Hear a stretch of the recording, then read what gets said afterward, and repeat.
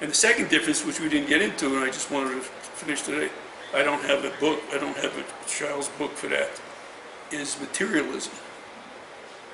We're materialists, and they weren't. So, Diederik, how would you define materialism? They wanted to know, how do you differentiate Plato and Aristotle from the moderns, and those are the two main differences that they came up with.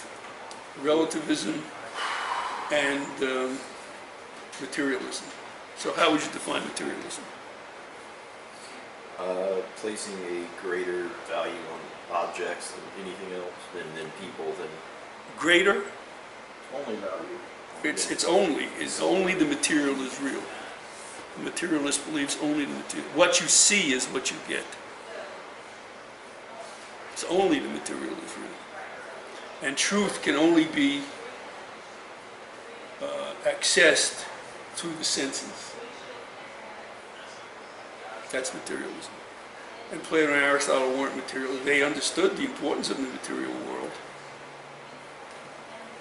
In other words, they wore clothes to give their lectures. They didn't wear ideal clothes, they wore tangible clothes, tangible shoes. They lived in a tangible house, paid with concrete currency to buy food, etc. So they didn't deny the existence of the material, concrete world, but they didn't think it was the most significant part of reality.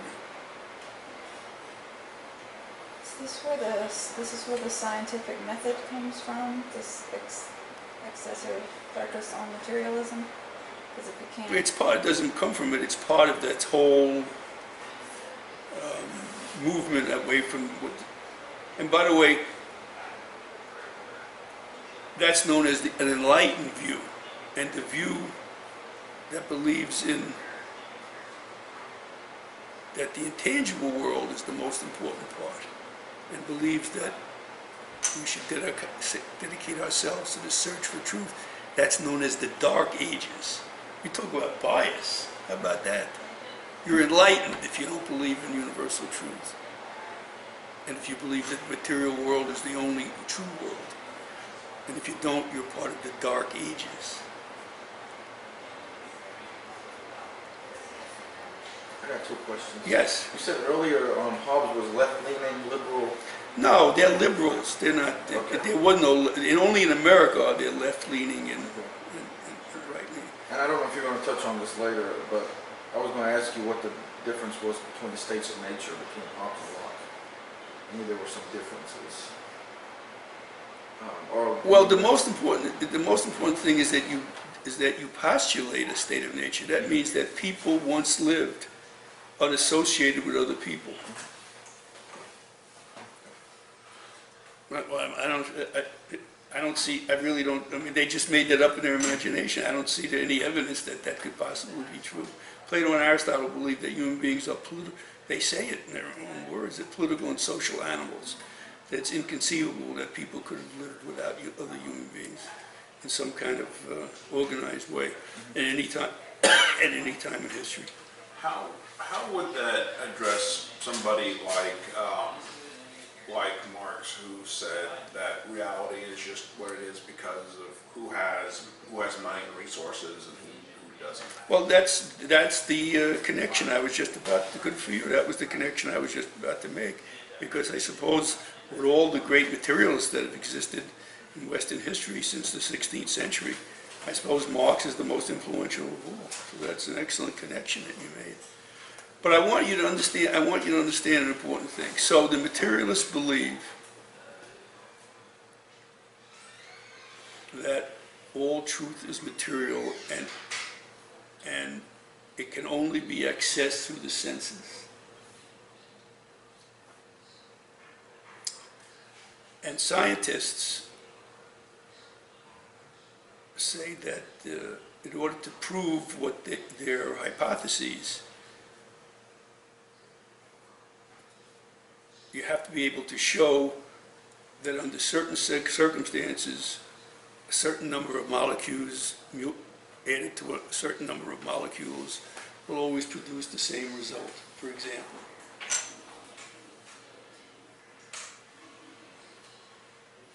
In other words, this materialism is also based on a sense of order. So which of your senses leads you to have faith that there's a sense of order? I mean, which one of our senses can teach us materially that order exists? That if you do this experiment the same way, it'll always turn out the same way. No matter on what continent, on what day, what hour.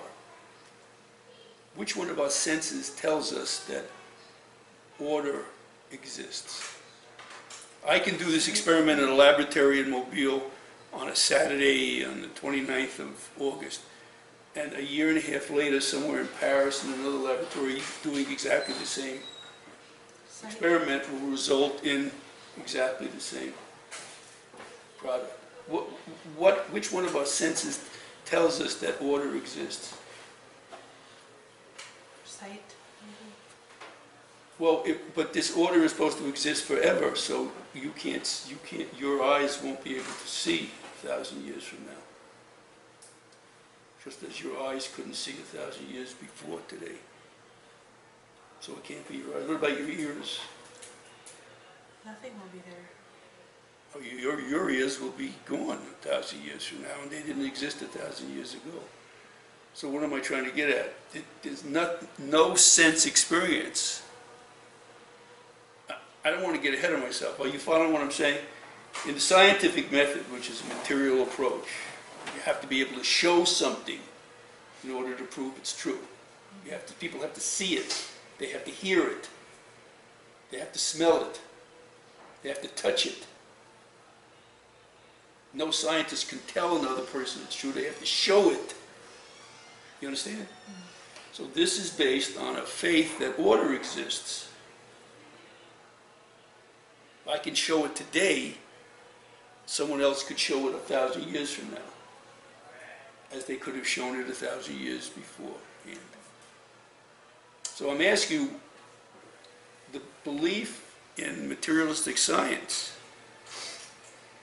that there's ultimately an order, and all truth comes from the senses, which sense will lead us to believe in order? None. And the answer is none. That ultimately this science was supposed to be materialistic, and it doesn't put an emphasis on the concrete, but only talks about the concrete. It's ultimately based on a faith. It's not a religious faith, but it's based on what the Bible says, things unseen. Do you follow what I'm saying?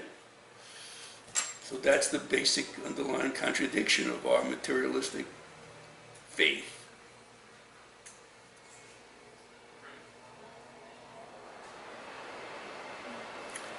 So everything we do is based on bias, and everything we do is based on our bias and faith. And the question is, what we have to do, therefore, is compare competing biases and faiths, see which one is more realistic. The faith of Hobbes and Locke was that you can trust people by and large.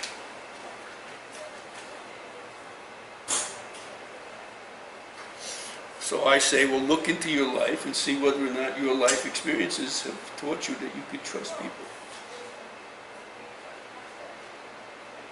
Have you been able to trust people in your life by and large?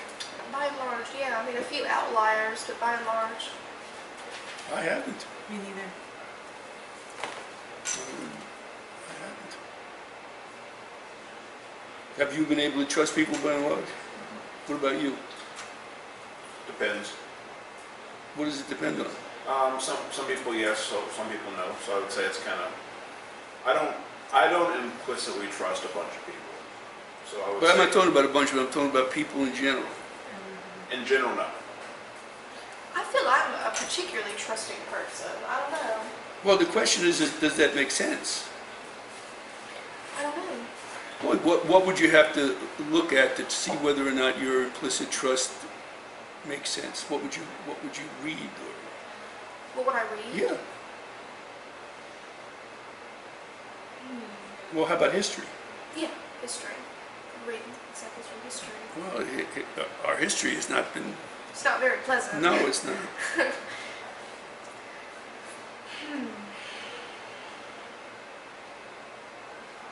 Of human history in general, I suppose. Well, that's what I'm talking in general.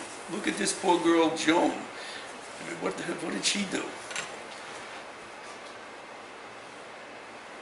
And ultimately, thousands of years later, the Catholic Church made her into a saint. Oh wow, I didn't know that one. Yeah, well, she wasn't evil, and she also wasn't a saint. I mean, what was so saintly about her? But at any rate,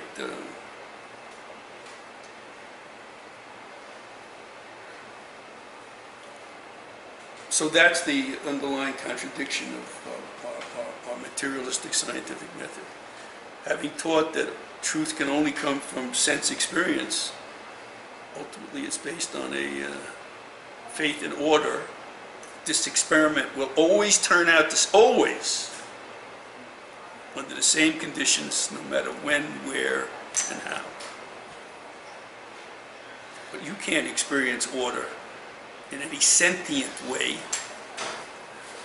You understand? It's a faith, a belief in things unseen, unheard. Can you talk a minute about how the scientific method bases a lot of its credibility on what it calls objectivity, and how that's probably not true?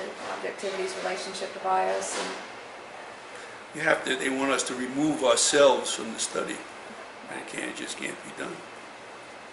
why not? Because what differentiates human beings from all other living things is this sense of ourselves, this spirit that we have. It's this faith that no two human beings are alike, not even identical twins. That every spirit is different. That every human being is like a snowflake. We say no two snowflakes are the same. So if all human beings are different and we all have our own spirit, that we come prepackaged with certain biases, what we call subjectivity. And it's part of our existence, and we can't escape it. So that doesn't mean that we should just throw up our hands and say, well, as everyone is different and everyone has different opinions and everyone's spirit is different, then how can you compare them? And Plato and Aristotle says you can't compare them. You can't compare the biases, the competing biases. So the South had a bias that you can enslave people. And the anti-slavery element said it's evil. And I think it's possible to compare the two and not just throw up your hands and say they're the same. So that's it. So Marx is his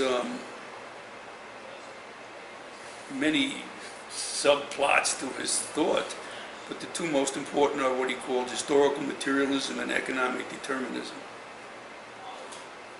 Historical materialism and economic determinism.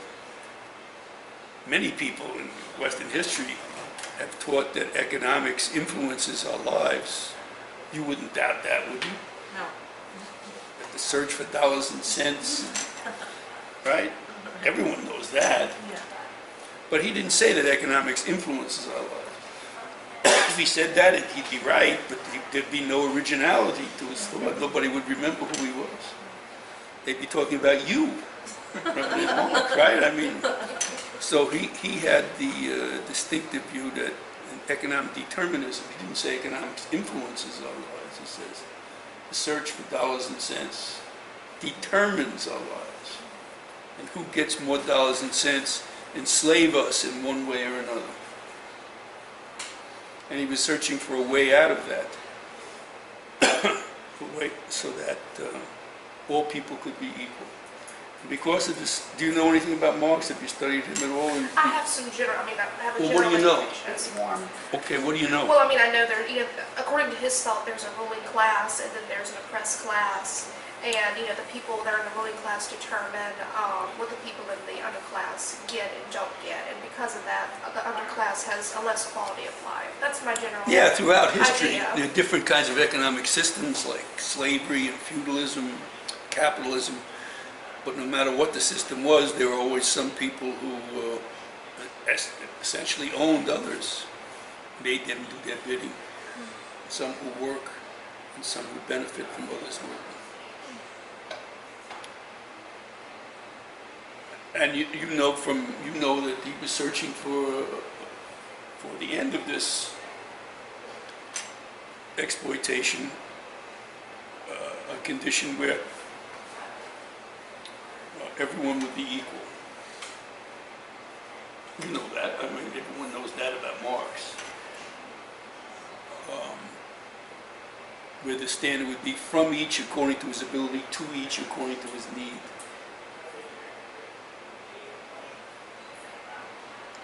So most people associate Marx with humanism. They're searching to make life for human beings better by trying to find ways to avoid the oppression and exploitation that for him has determined human life. Do you think it's possible to make all human beings equal regardless of class? Well, you'll see the point. So he's often, from people who haven't read him, everyone's heard the name. Marxism determined American world politics throughout the 20th century. All nations either were fighting Marxism or were adopting some form of Marxism throughout the 20th century. No political thinker in history has ever had the kind of practical influence that Marx had.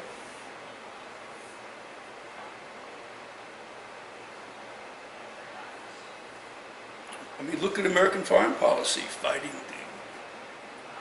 communism throughout the world.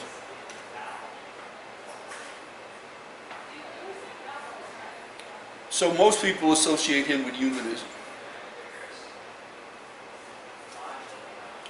But in fact, he wasn't. Now here's why.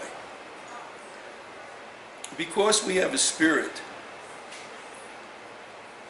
nothing can ultimately control us. Because the spirit gives us free will, ultimate freedom of choice. And we have to take responsibility for those choices. If you make a horrible choice, then you have to bear responsibility for it.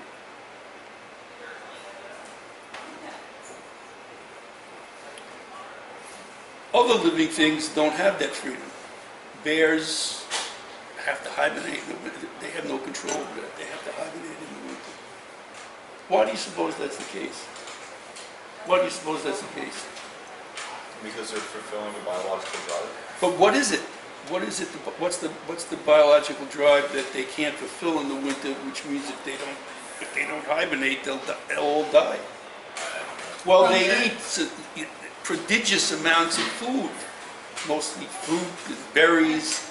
They don't exist in the winter. So over millions of years.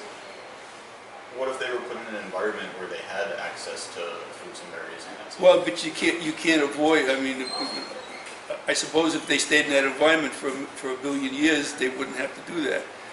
But they're now under the control. They're determined by. You understand? What developed over billions of years. That's not necessarily mutually exclusive from light. What do you mean? So, like it seems like humans also have things that maybe don't necessarily benefit us, but that we have developed, or that may have once benefited us. Like jealousy, for instance, is something that doesn't necessarily serve any current real purpose and doesn't really help anything ever, but it's something that we evolutionarily developed and still have. Well, when would jealousy? I'm sorry, this may be a bad example. No, but I mean, hello, how you doing? What is jealousy? Jealousy is just seeing someone else have something that you want because they have it. So you're saying that it ended? You're saying jealousy ended at a certain time? You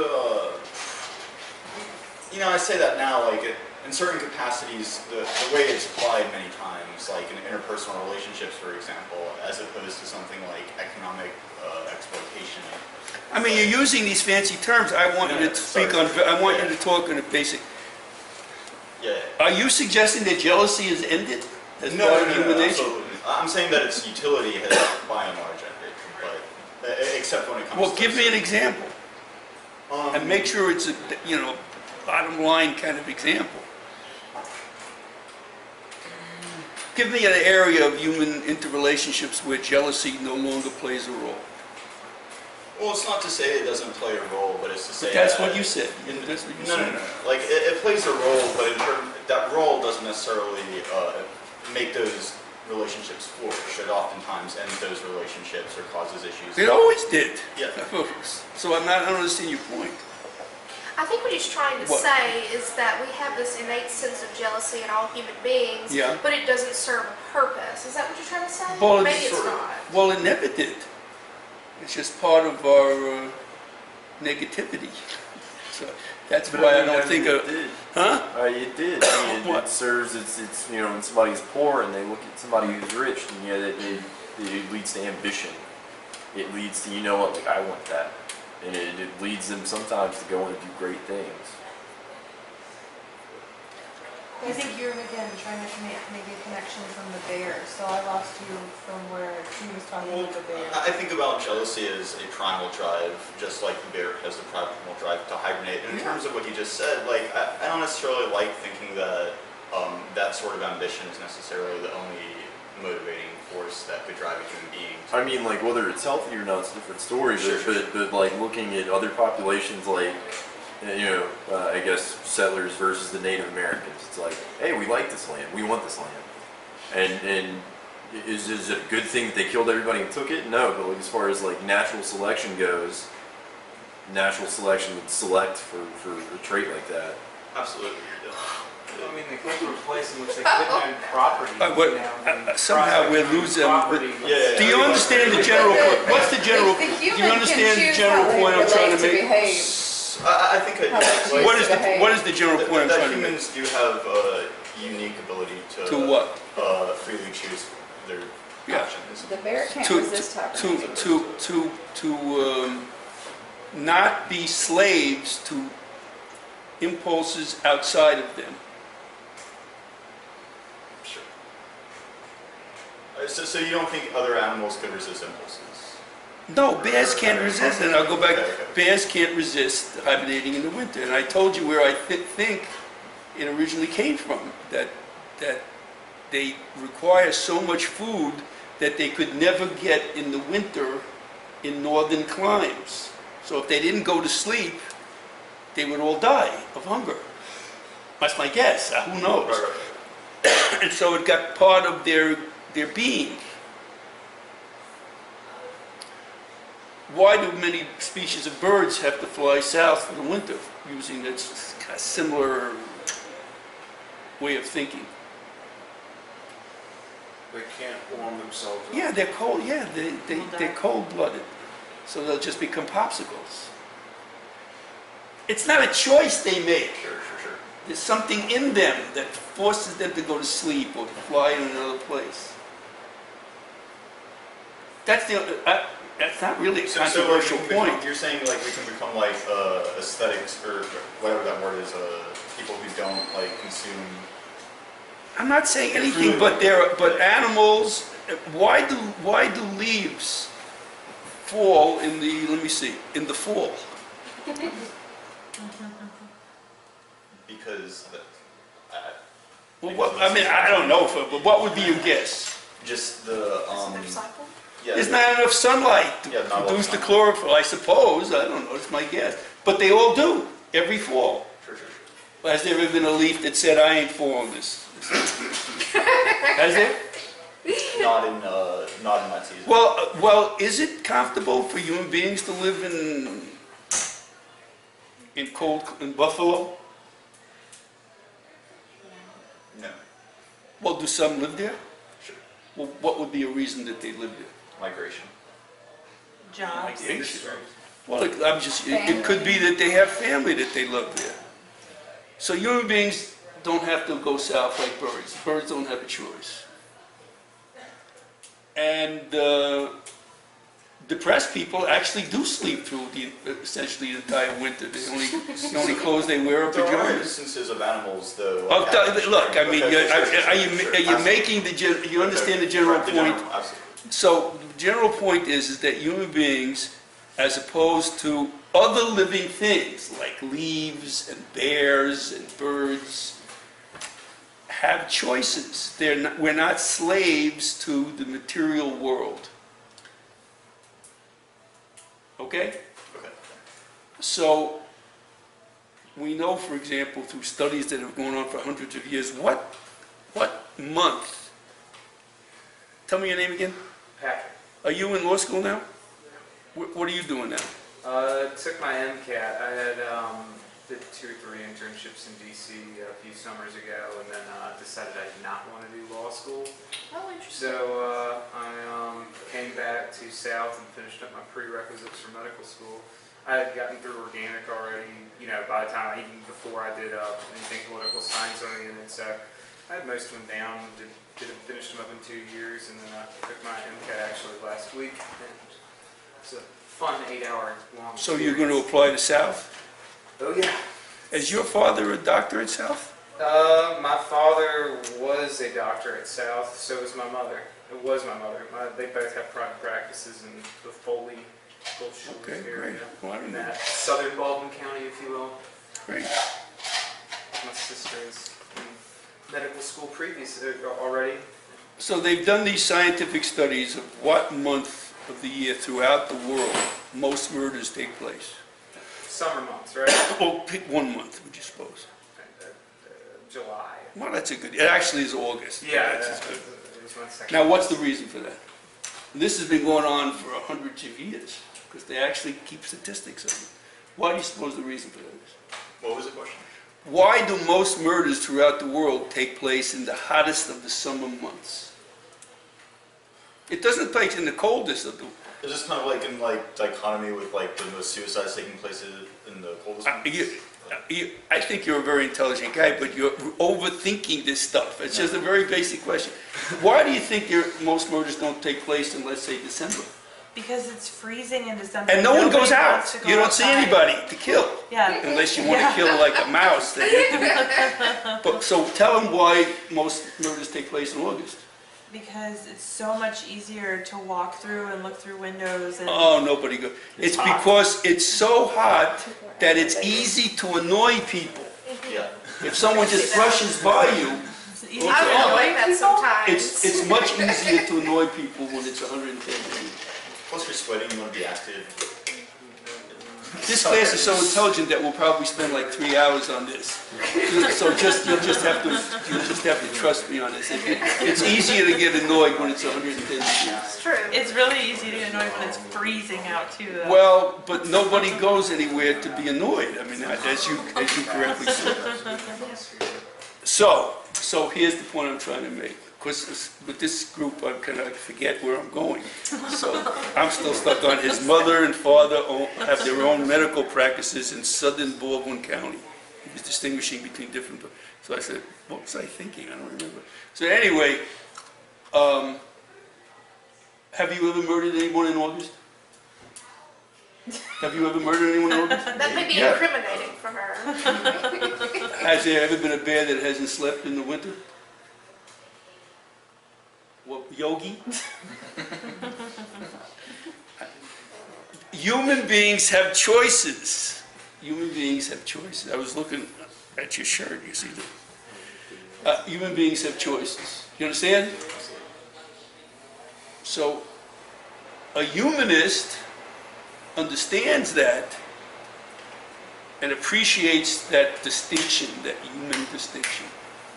So my Did question- Marx understand that distinction and appreciate it? And what was the two main theories? That we have economic determinism. and So I'm asking you, so did Marx, as a humanist, appreciate that human distinction, human freedom? He didn't appreciate Well, that. there it is. That just like bears the lives of bears are determined by forces outside themselves.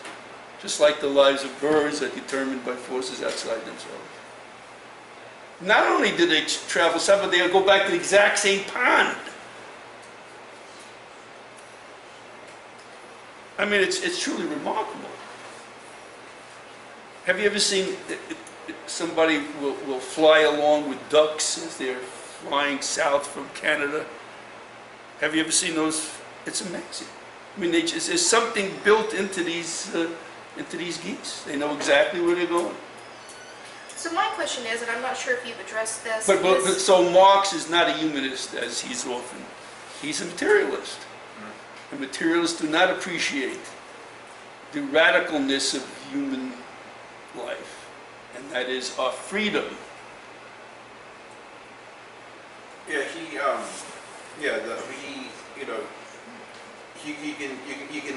he'll say, like, people are rich and poor because the cards are stacked against them or whatever, but he doesn't really believe the possibility that someone could go against how the cards are already stacked. No, that's not true.